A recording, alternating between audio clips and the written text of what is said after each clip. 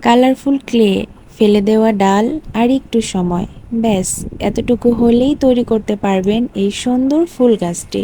প্রথমেই এর জন্য কিছু ফুল তৈরি করতে হবে, তাই মোল্ড দিয়ে কিছু ফুল তৈরি করে নিচ্ছি। মোল্ড দিয়ে ফুল তৈরি করার ক্ষেত্রে অবশ্যই মোল্ডের গায়ে প্রথমে কিছুটা তেল লাগিয়ে নিতে হবে।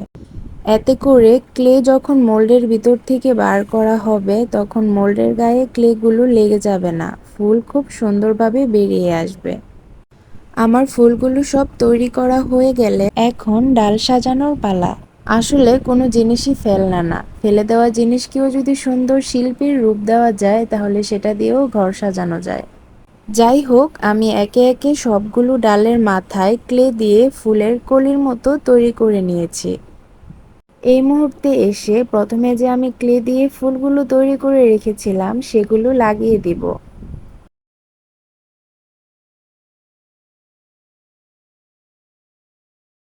আমি আলতো হাতে সবগুলো ফুল লাগানোর পর দেখতে ঠিক এমনটা হয়েছে। এখন কিছুটা পাতা বানিয়ে নিলাম।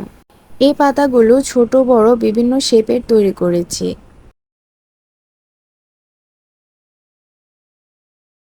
খুবই আলতো হাতে আমি ফুলের পিছনে এবং ডালের কিছুটা অংশে পাতাগুলো আটকিয়ে দিচ্ছি।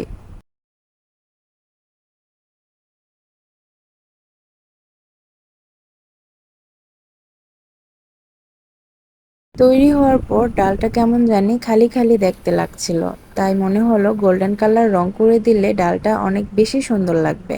তো আমি কোনো প্রকার ব্রাশ ছাড়া হাতেই প্রতিটা ডাল রং করে নিয়েছি। ব্রাশ থেকে হাতে রং করলে আমার কাছে মনে হয়েছে জিনিসটা সবচেয়ে সুন্দর হবে। তো গাইস, এ হচ্ছে আমার ফুলের ডালের ফাইনাল লুক। তো এই ছিল আজকে আমার হাতের তৈরি ছোট্ট শিল্প। ভিডিওটা কেমন লাগলো জানিও, কমেন্ট করো, আমাকে পেজে লাইক করো এবং ইউটিউবে সাবস্ক্রাইব করো। আল্লাহ হাফেজ।